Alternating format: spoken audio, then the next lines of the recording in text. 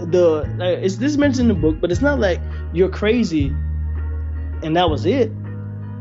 For some reason, that triggered all of those suppressed emotions that I had from my childhood. From that day all the way backwards, everything started coming up.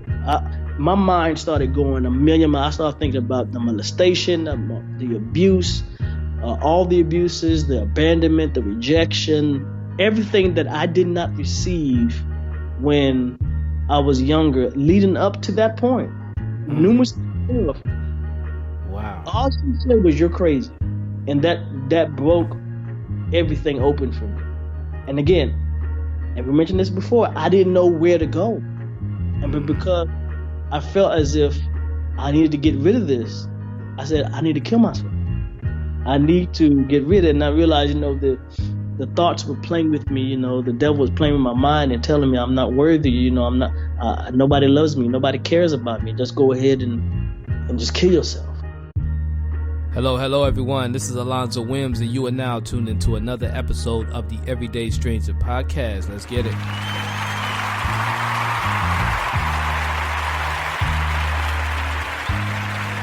Now listen, one of the most powerful things that we can offer to this world is our story, and to embrace it gives us the greatest form of liberation that life has to offer. The story of the gentleman that you were just listening to has inspired me a great deal. Shamal Peets, author of the book Whole Again, is a great example of what it looks like when God has a plan for you, even when the devil wants you dead. So, in this episode, we discuss the difficult obstacles faced in his childhood, and by adulthood, him almost ending it all.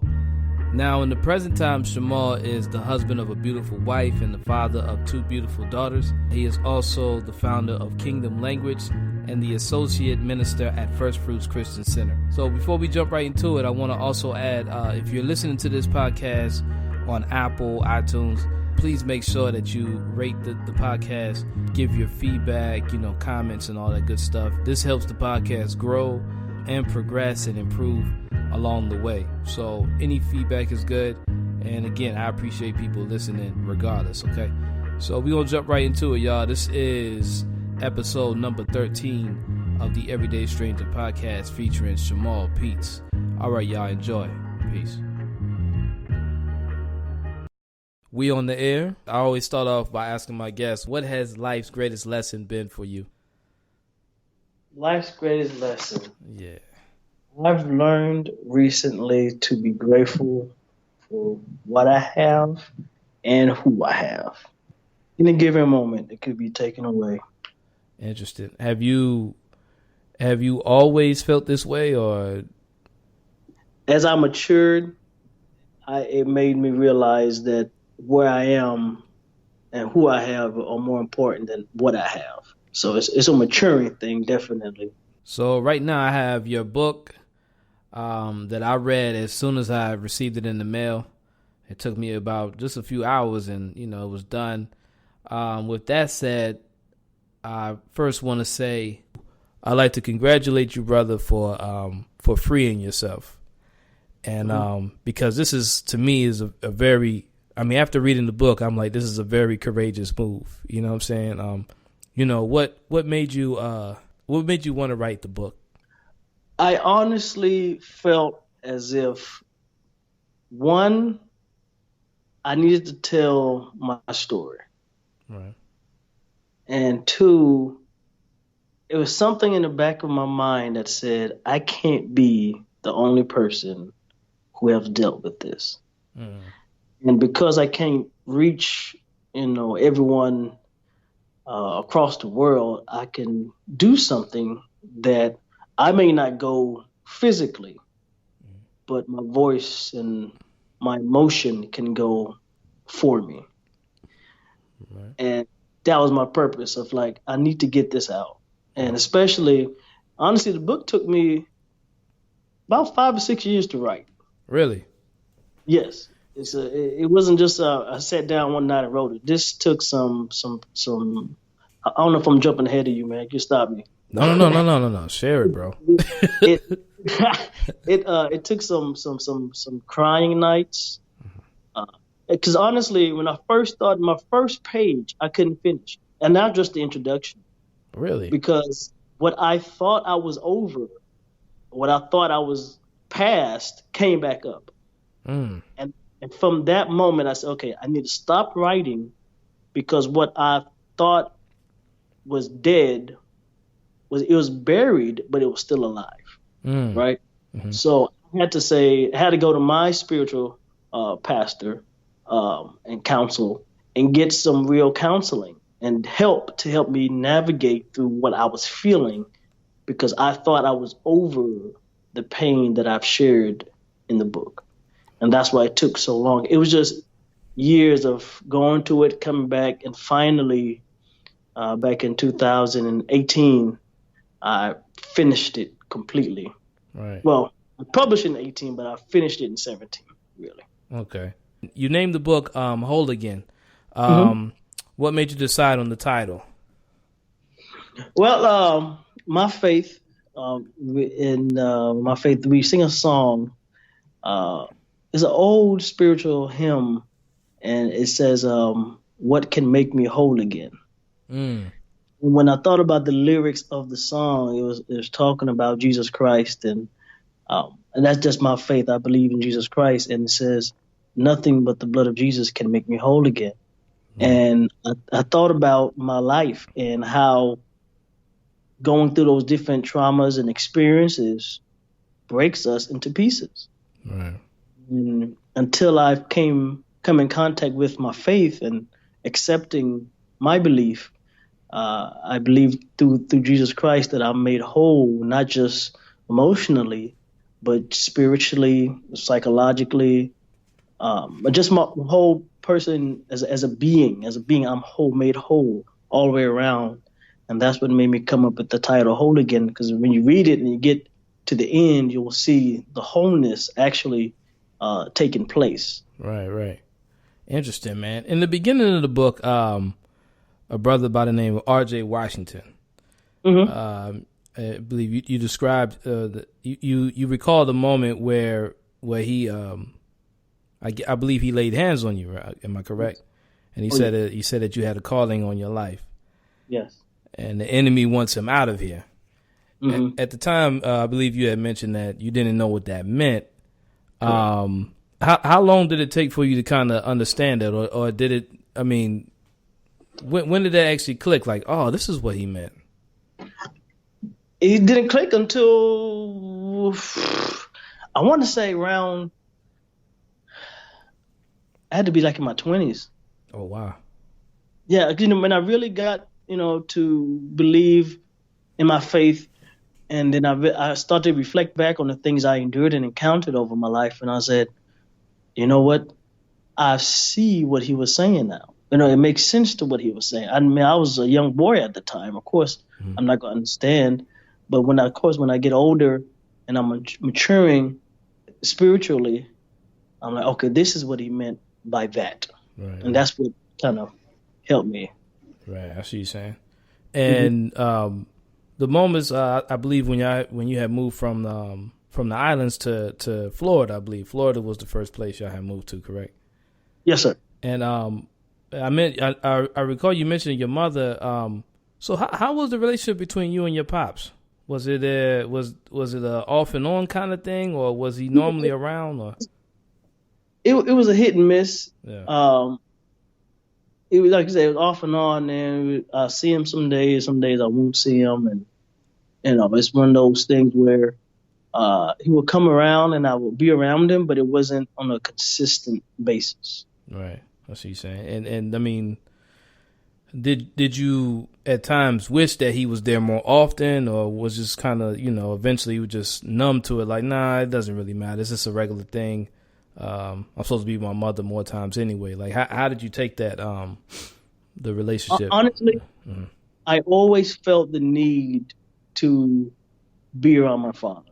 Right. As much as I would say I heard the stuff, or he's not this, he's not that, but as a son, it didn't matter what anyone said about him. I always wanted and yearned for that approval of my father. Mm.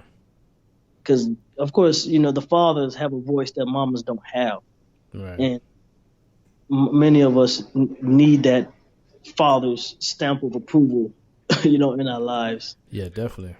Yeah, Yeah. definitely, man. Yeah, that's I know. I grew up with both my parents, but Hmm. my father was in the military, and there Hmm. was moments when he was out of the country. So for the most part, I think I probably spent most of my life with my mother, majority of it. And but those moments when he did come back, he did make his presence known, like like like like simple things, bro. Like from um, hey, so how you doing in school? You making good grades? Right. Yeah. I'd be like, yeah. And he'd be like, what you say? Yeah. Mm, He said, son, here, stand up, come here. And he looked me in the eye. It's yes, sir. Voice right. all deep. I'm like, Right. I'm like, Good. oh, okay. And so Right. everything was sir at the end. Okay, cool. And it Right. straightened me right back up. you know. Yeah. Um, but I'm assuming that's probably what you're kind of referring to as well. Like, just kind of like that from the approval just to and the toughness and everything. Like, Yeah. And that's what we need, and that was needed for me. yeah. Because I mean, my mama, she did the best that she could do, and there's nothing against her. She raising a young man as a woman is a challenge within itself, Yeah. uh, and she did the best she can do. But I needed that father's approval. Like I said, I needed him to be there, whether it's just for correction purposes or whatever it was. I needed him, and growing up without him caused some issues with me because whatever I would do subconsciously, it was me looking for my father, Mm. in other ways, because and that's all children need that. We need that father. We need them in our lives, and that was me Right, right. personally looking for him through other ways. These days, are you seeing more fathers involved in their child's lives, or do you kind of see like a lot of fatherless children at the moment, specifically men or boys? Well, from my perspective, on especially the people I'm around, majority of the time, they're active in their children's lives as it relates to fathers. They're showing up, in their lives, whether it be for the games, homework, just supporting them all around. No. And of course, we can look on, the internet and see what's not happening, but I tend to try to lean towards what is happening. Right. We pay so much attention to the negative, what's not going on, but I believe there's more good happening, and but the fathers especially, for their children, that we need to recognize as well. Fathers, they're doing a good job. Me being a father as well, I try my best to be there for my children, the best I can be. I mean, I can't do everything, but I do my best to be there in their lives. Right, right. Me reading the book, like I see that you went through a lot of things, a lot, Mhm. in your earlier years as a teen. And was there ever, did you ever feel like a hesitation to have children or even get married at that, based off all the things that you went through, or did the things that you was it that the things that you went through, did it make you want it even more? That's a very good question, Mm. because honestly, when I was immature, if I could say that Yeah. I wasn't really looking to, I guess, settle down. Okay. And again, like I mentioned earlier, looking for my father, and I would get into relationships, and even though I may say with my mouth that I want to be with this person or whatever for however long, something in me wouldn't allow me to stay. Mm. And because of me looking for my father through other people, I never found him. Now I'm not saying he's the reasoning. It's just within me that I wasn't able to solidify any relationship. No matter if I could be with a person for years, but I would never go the extra mile because I never seen that. I Right. don't know what it looks like getting married. So I was afraid. Mm. You know, I was really afraid of getting married, having kids because again, the things that happened to me, I was like, I don't want that to happen to my children, or I don't want it to keep repeating itself. So I'm like, I'm going to avoid this all the way around. Just not getting married and just won't have kids. Mm. That was my that was my mindset at that time. That's I'm gonna avoid that problem. And around what age were you when you had that mentality though? Was this like before your 20s or in your 20s? Like what? I mean, I guess when I started dating, I didn't really start dating until I was about maybe 16, 17 Okay. around there. And then when I moved out and all that, that's when I really started, quote unquote, find myself. Mm. So, Yeah. uh, yeah, so it's around 16 on up, I would say. I mean, I'm still immature at 16, but as I grew older, it kind of manifested more. Right. Right. I believe you said at the age of 16. Was this the first time you thought about committing suicide, or was there other moments prior to that, or was 16 the year? It was moments before that, but I was young and I didn't know what it looked like, I guess so to speak, what suicide looks like. Right. Like it was I just felt tired as a young boy. I just felt tired and I didn't know what tired felt like. I just felt it like I just didn't want to exist. Right. Like I had pain that I wasn't able to express because nobody would hear me, Mm-hmm. right?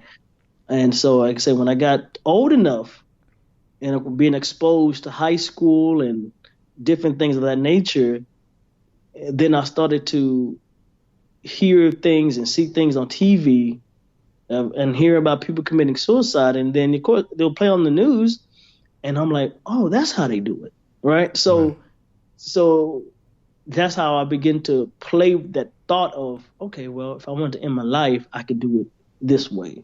Right. And that's, of course, in that 16, 17 years old, I mean, I'm mature enough at that age to do, whatever I have decided to do. Right. Right. So Wow. I grew up in the 90s, of course, it really wasn't spoke on that much, so it's kind of in half of the 80s and some of the 90s, nothing really mentioned about suicide until you get into the 2000s. 2000s. Yeah. And I mean, Yeah, right now it's definitely it's a big topic now. It's something that people are really topic. talking about a lot. Yeah. Where do you feel, or what do you feel could be improved?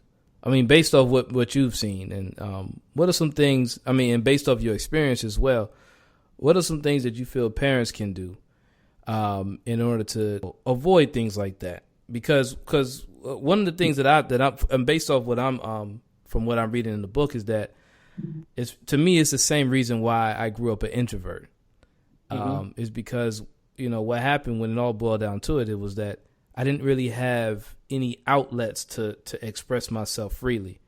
Rather be verbally, creatively, however it may be. I didn't have that outlet, and what it did, it kind of made me just kind of like crawl into my shell. Mm-hmm. And in your case, and from reading the book, is like, you had that moment, and then you were also experiencing some abuse on top of that. Right. So it's kind of like there's no outlet, and then at the same time you're getting beat up. You know what I'm saying? Mentally and physically and everything. Like, how do you feel? I mean, what do you feel one can do to make sure that another child's not having to go through this? I get asked this question quite often, and I always start off by saying there is no one way to say, "Hey, do this," and this is going to work. Right. But I only can tell from my experiences. And I said what would have helped me at that age was my parents just listening to me, right? Because I've come to the understanding also that my parents can only give me what they had, right? And what they've been taught. So if they were never able to express themselves, right? They don't know what expressing looks like. So to them, me acting out or being rebellious, was grounds for a beating. But actually, I was trying to tell you something, right? Because I'm screaming, but I don't have the words to say, and this is only way I know I can get attention from you. Right. So instead of you talking to me, you beat me, right? So and that was the problem, right? So I always tell parents whenever I talk to them, the best thing you can do for a teenager, but especially now in this day and age, it kind of changed, but just be there. Right. It doesn't always constitute you having to say something. Mm. Right? Most times, teenagers have suppressed emotions and thoughts and feelings, and they just want to get it out without being judged, without feeling condemned, just sitting on mama's lap and daddy's lap, and telling them, hey, this is how I'm feeling. This is how it's making me feel. This is where I am. And all they're looking for really is just the comforting, because kids need validated emotions. They Right. need their emotions. It's okay to be angry. It's okay to be sad. It's okay to cry. It's okay to laugh. And when they don't get that validation or that affirmation on those feelings, they shut that side down, thinking that if I cry, then no one's going to hear me anyway. So I'm just going to stop crying altogether, Right. right? Mm. So if I'm angry, I get beat down for it. So I need to start shutting anger down Right. because I don't want to get that kind of reaction. So it's a lot that goes into it. So I always say, one, be there for the children, and two, affirm their feelings and Right. let them give them a voice in the home to where they can express themselves, especially in a respectful manner, of course, in a respectful manner, Mm. but give them a voice in the home to where their voice matters in the home. Definitely. So that they can have a voice outside of the home and not be afraid. And then, like you said, go into that shell and Mm. be all shy and all that, because of what has happened in the home. Are you able to even put yourself in say like in your parents' shoes and figure out what it was that made it so difficult for them to give you that, like that Hmm. attention and everything. Have you reached that point to when you like, okay, I maybe I understand why it was like this, or I mean, it's not acceptable, but I understand, which also I guess can make it easier to forgive as well, huh? Oh yeah. I I honestly had conversations with both of my parents, Mm. and they both expressed to me their upbringings. And being from the islands, it man, that is a task within itself, because the island culture is a very strong-willed.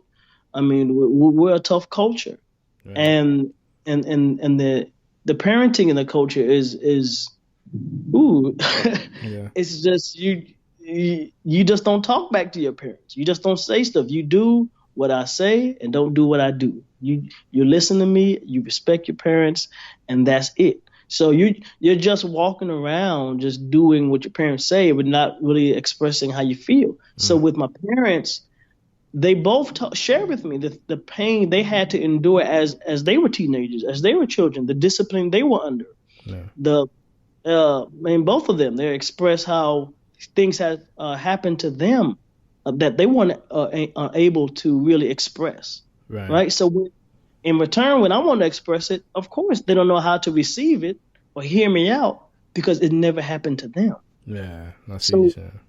they were able, in that perspective anyway, they weren't able to give me that affirmation that I needed as a young man, or from both of them, because they never got it themselves. Mm. So it was hard for them to give me that side of upbringing. But they flourish in the other areas. You know what I mean? Because they were there, and there's just certain areas that I needed were just lacking. Right. I see what you're saying. On the flip side, like what were some of the strengths that you seen in your mother and your father? My mom, she was a cooker. Okay. She was definitely cooking. She would teach me how to cook. She was very passionate about me.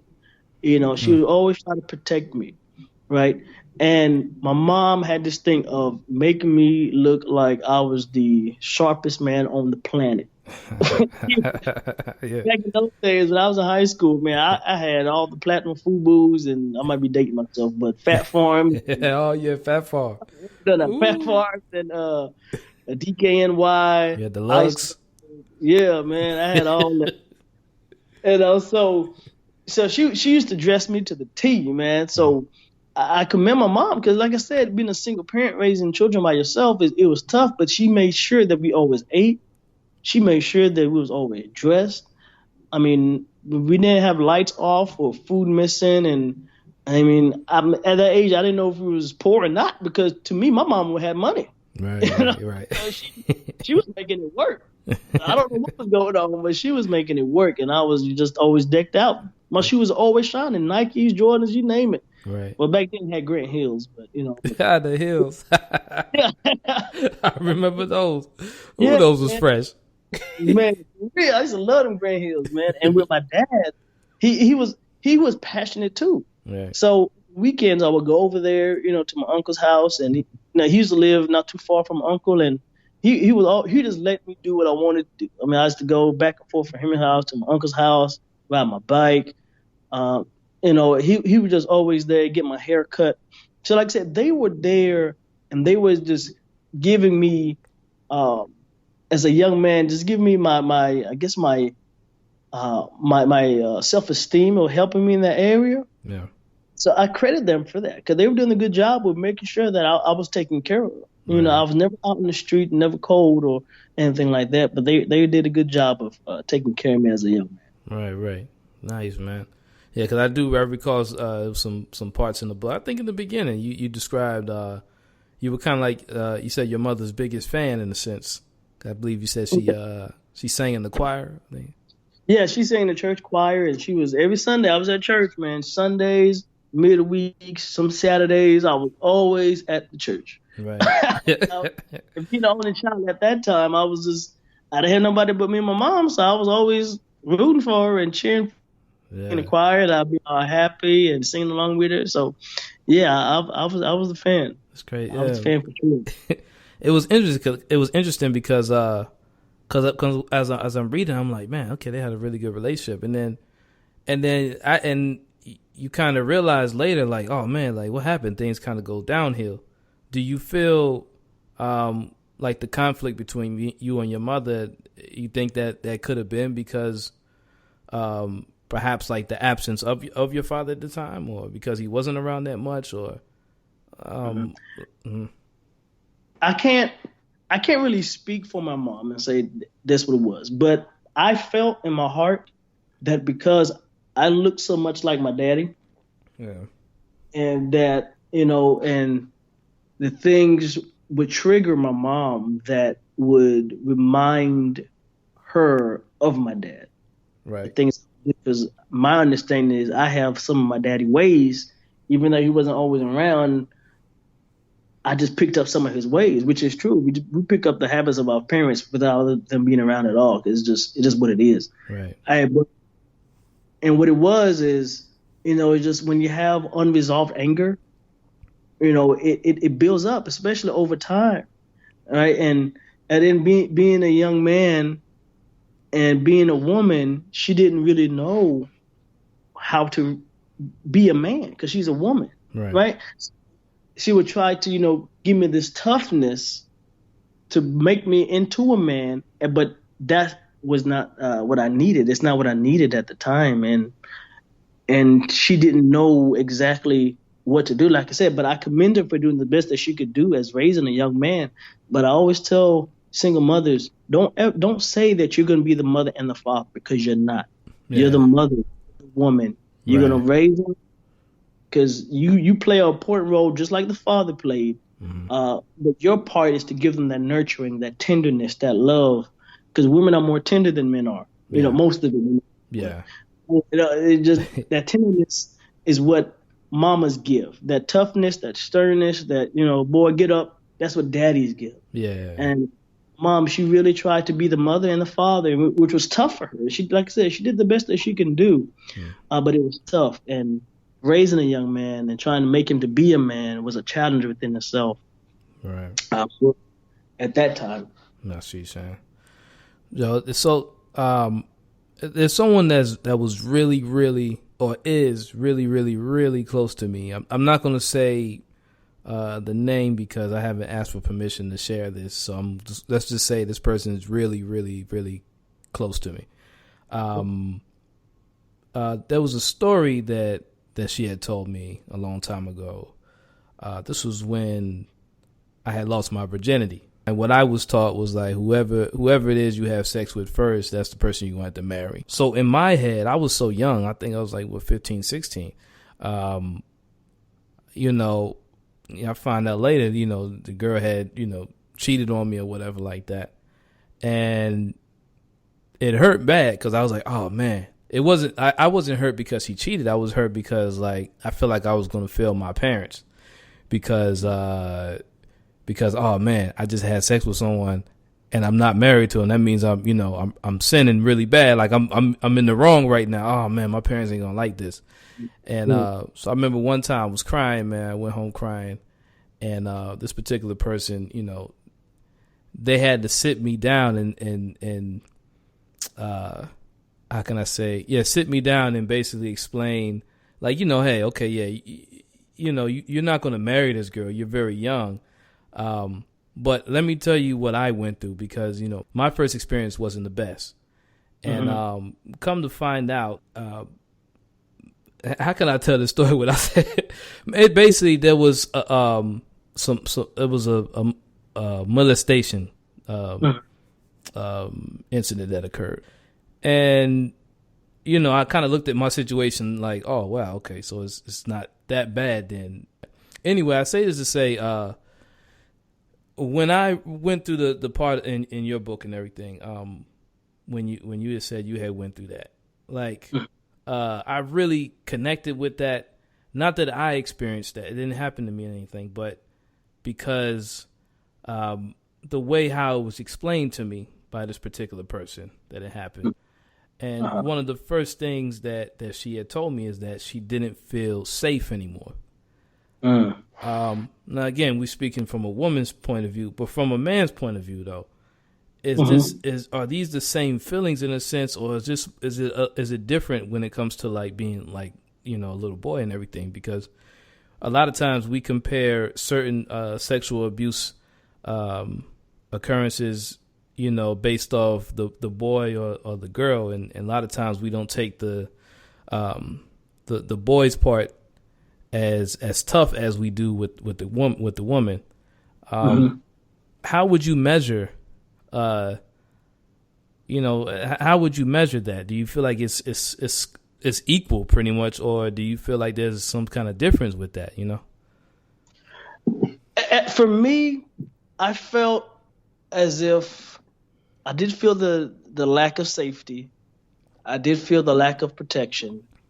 I don't know how women feel to be molested. I don't know how it is. But as for me, as being a young boy, yeah, it felt like, and then growing up, you hear the thoughts of, what a man does and how a man's supposed to be strong and courageous and all that. And then every time I would hear that, it would make me cower back and like, I couldn't protect myself, so I must not be a man, right? So, but I thank be to God that it didn't, turn me another way. But it messed with my mind for sure. It messed with me because it's like I started questioning my own self. Like, was there something wrong with me, or did I do something wrong? Did I say something wrong? I really questioned who I am and who I was and what was going on, what I was doing.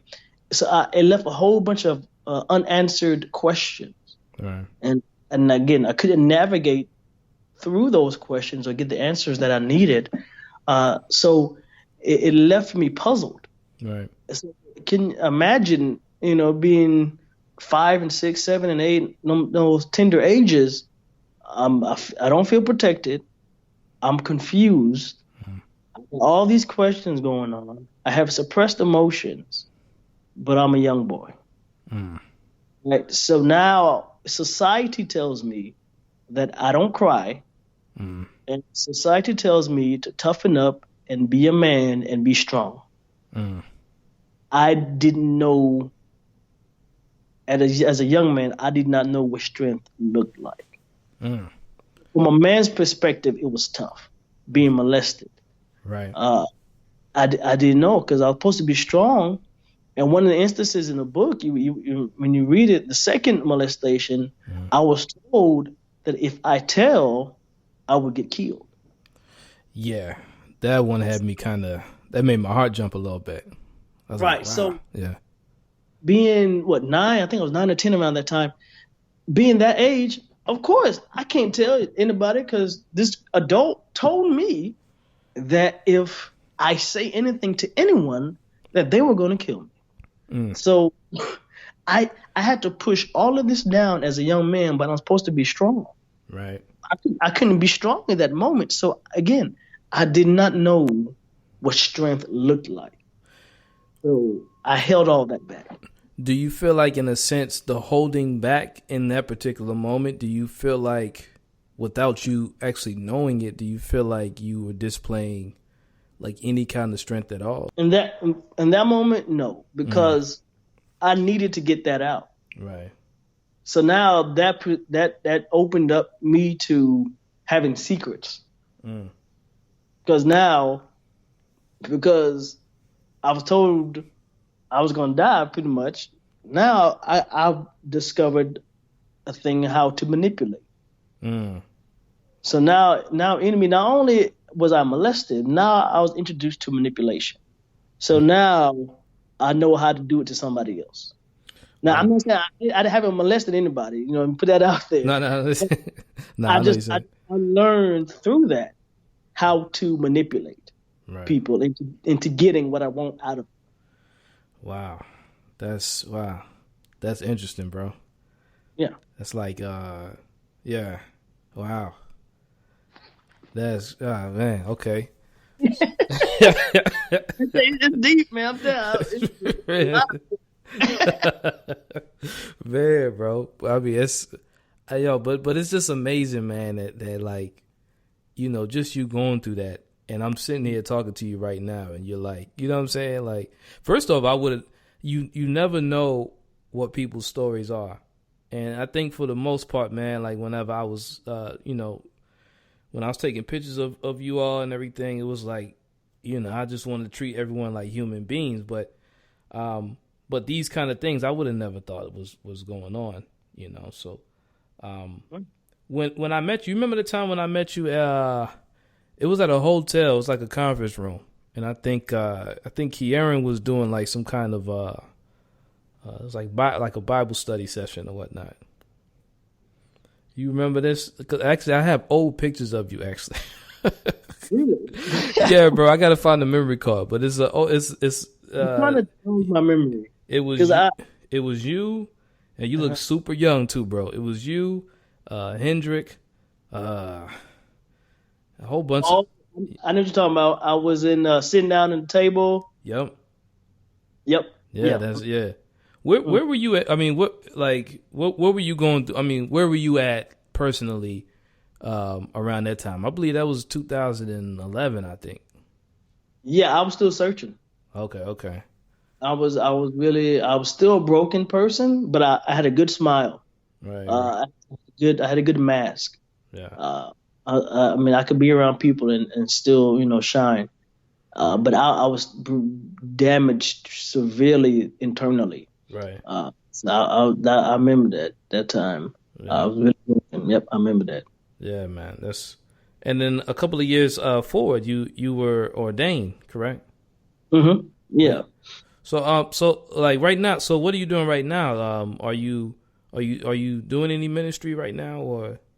Yeah, right now I'm an associate minister at the church I go to, First Fruits Christian Center.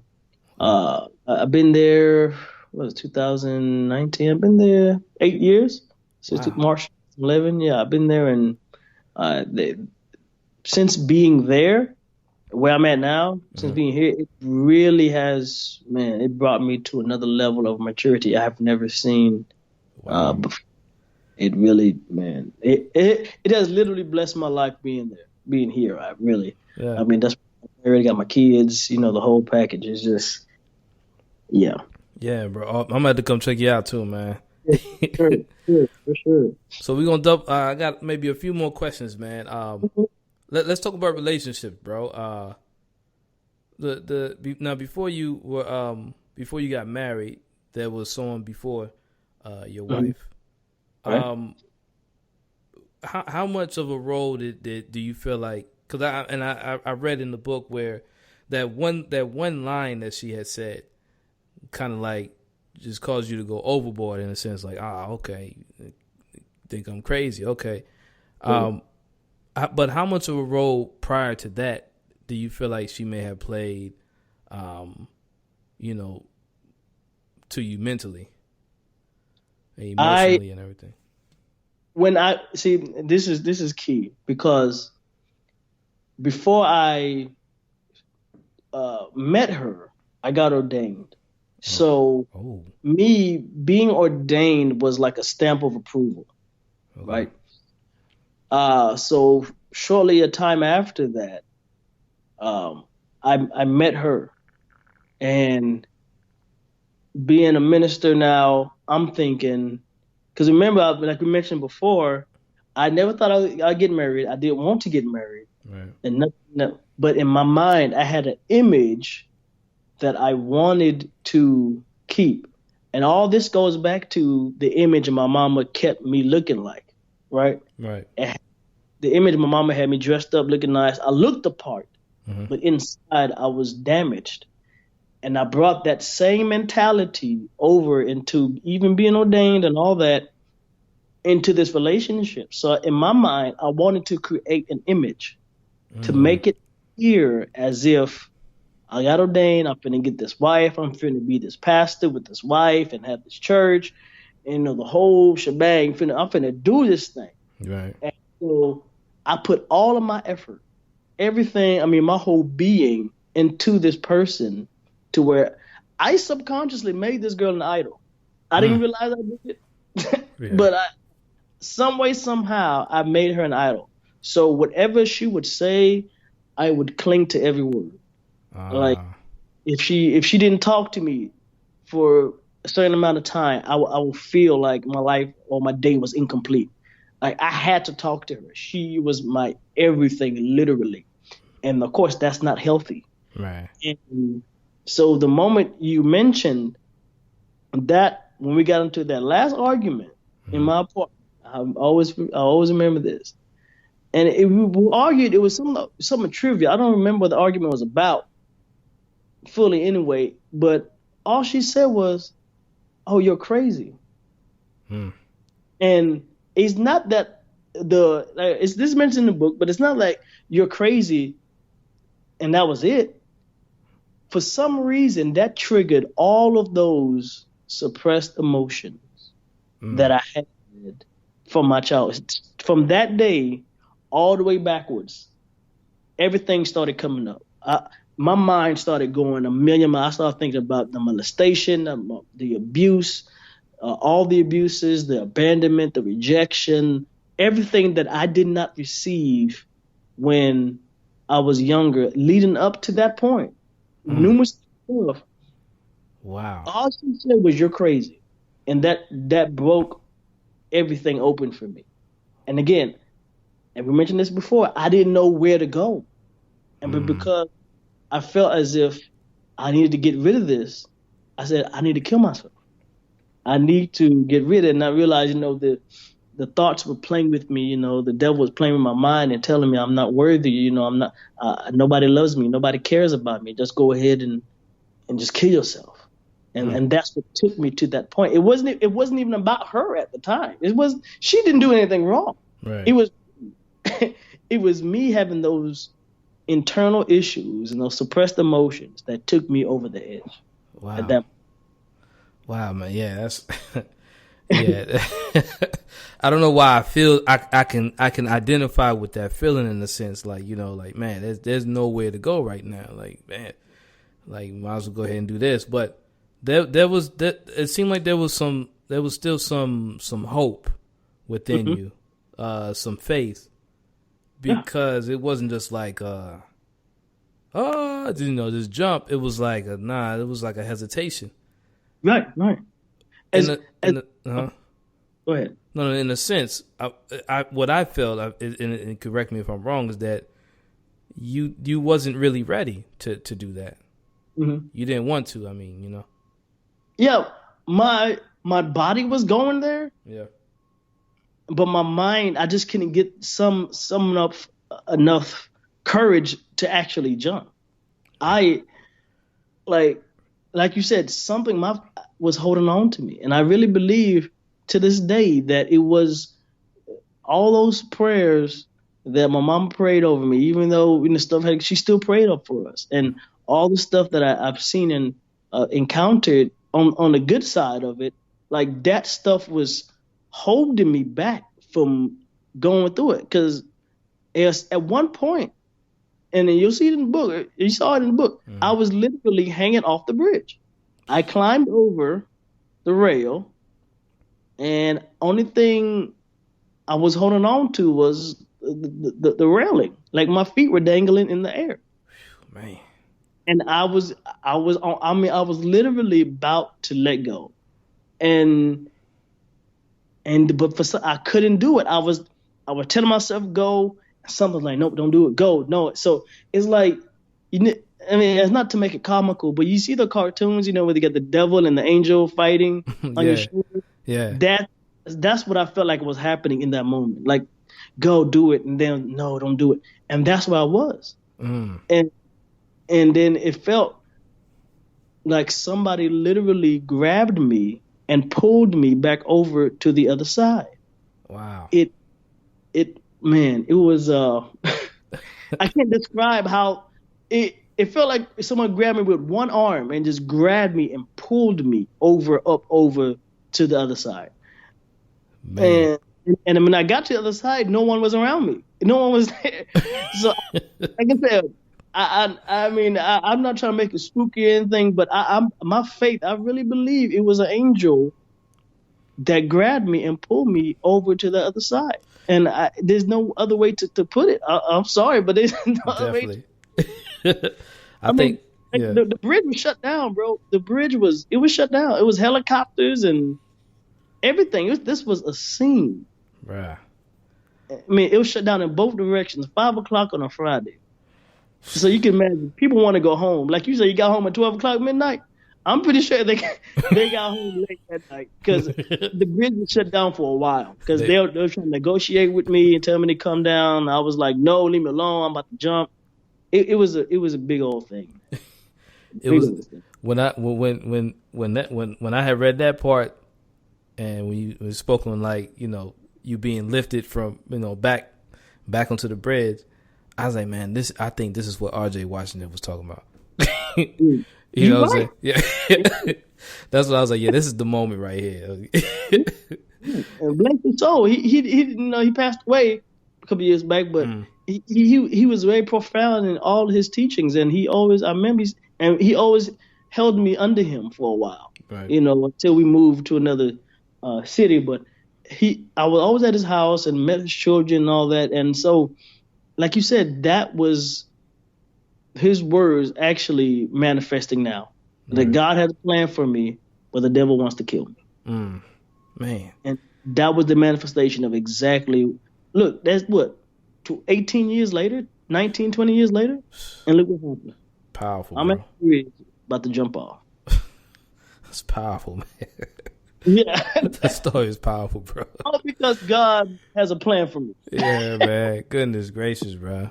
When he say he got a plan, hey, he's not playing around. Right. You know what I'm saying?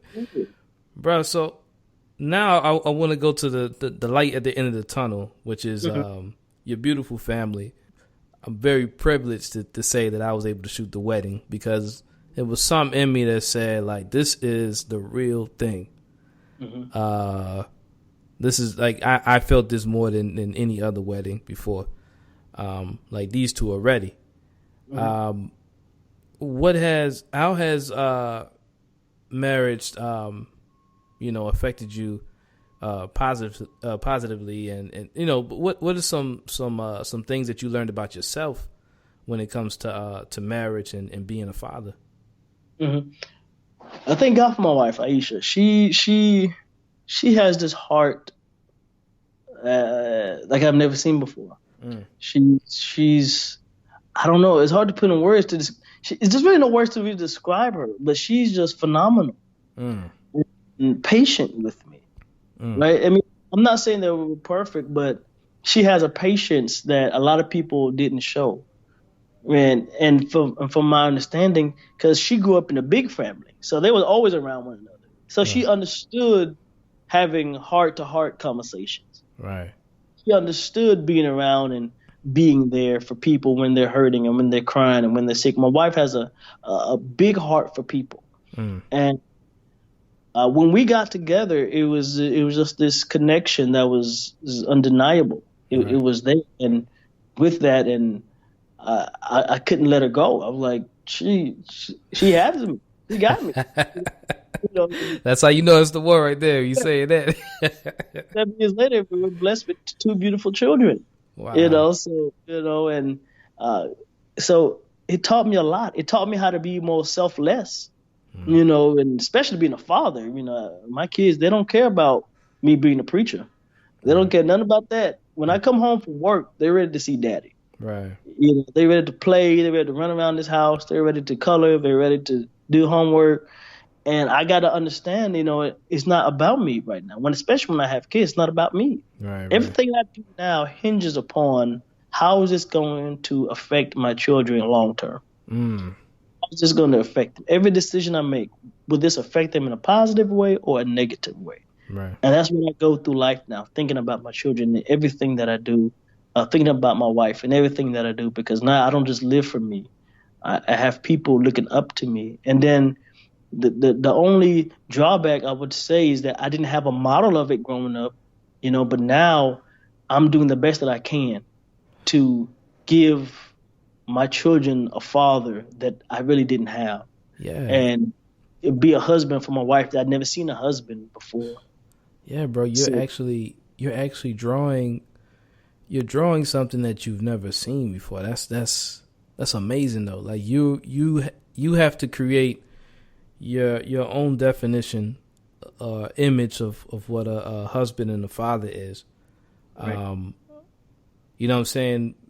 Based off a image that you've never seen before, and to me that's, I don't know, bro. That's, to me, that's powerful in a sense, because now you have the opportunity to really break a lot of barriers and shed a better light on, you know what I'm saying, on these titles and everything, you know.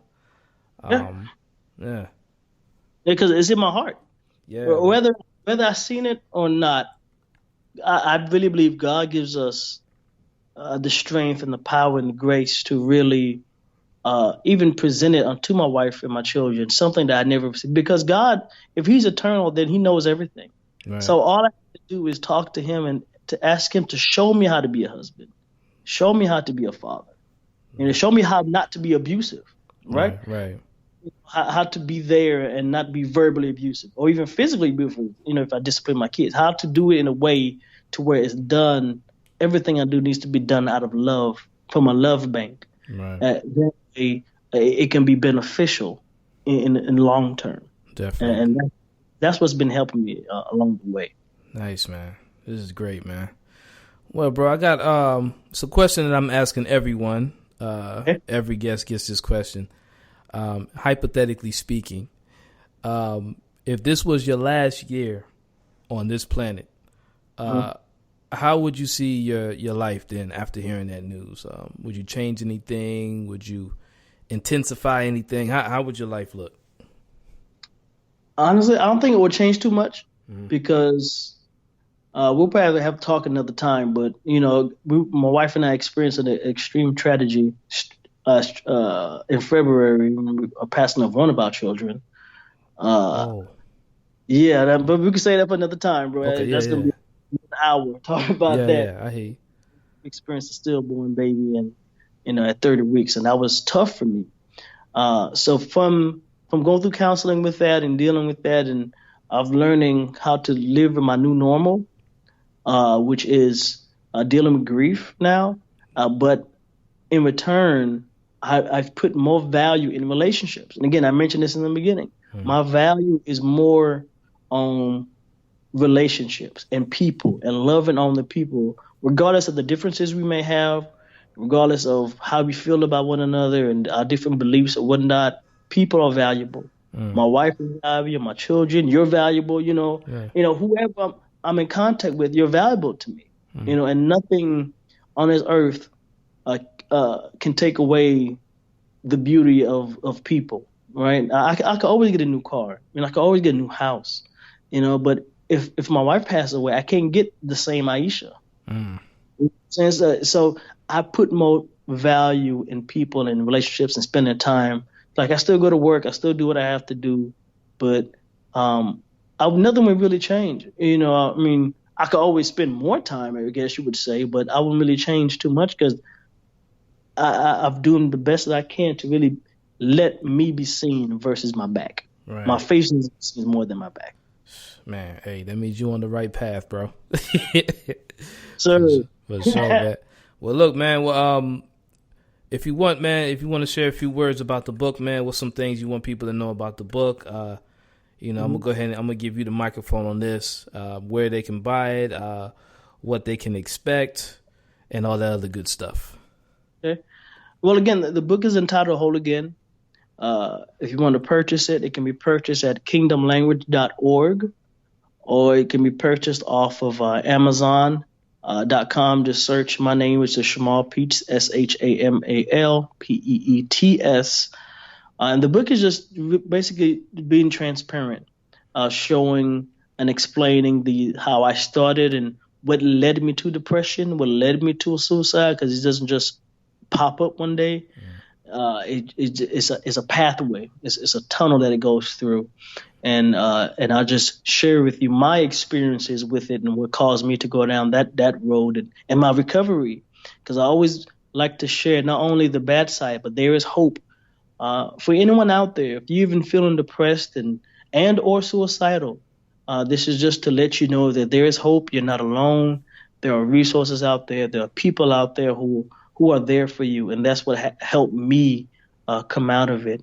And so I just pray that someone somewhere gets in contact and with this and says, this really blessed me and it opened up something for me that I tried to bury, but now it's coming back up, and I want to talk about it. It may not be in a book, but you talk to a friend, a family member, whomever that you trust with this information that can help you along the way. So I pray that it blesses you. And man, if you want, and you can reach me on Facebook, just look me up, Shamal Peets or Kingdom Language Facebook page, and I'm there, and I message back immediately. I don't linger around. If I've seen messages, I'll come back. Just give me maybe 30 minutes, but I get back to you, soon. So just link up, and you have questions, and I'll point you in the right direction. If I don't have the answers, I'll point you. I have counselors, good friends with licensed therapists, licensed counselors. I can hook you up with some sessions and all that. So just reach out to me, and I can help you out in that area. So thank you, Alonzo, for your time, man, and just this opportunity just to share my story on this platform here. It's greatly appreciated, man. Great. Man, always an honor, bro. It's great to catch back up with you, man. I'm feeling a little bit better about the protest on the bridge, because had it not been for that protest, bro, I don't think we'd be having this conversation. So I'm gonna make sure that I include all that information in the caption, in the description box of the episode. And matter of fact, I encourage everyone, man. If you hear this podcast, it may be some things that me and you were speaking about that the people listening may not necessarily understand right away. I encourage everyone to please purchase the book, to give it a read, and then listen to the podcast again, and then I'm pretty sure a lot of things will definitely make a whole lot more sense. Well, look, bro, hey, man, like I said, man, it's good, bro. I don't want to get off the phone, man, but hey, but I know you gotta handle business. I gotta handle business, and tell the family, tell Aisha I said what's up. Let the kids know I said what's up. They don't know who I am yet, but tell them I said what's up, man. Sure, man. Really enjoyed the conversation, bro. Man, it's all good, brother. It's all good. Sure. Yeah.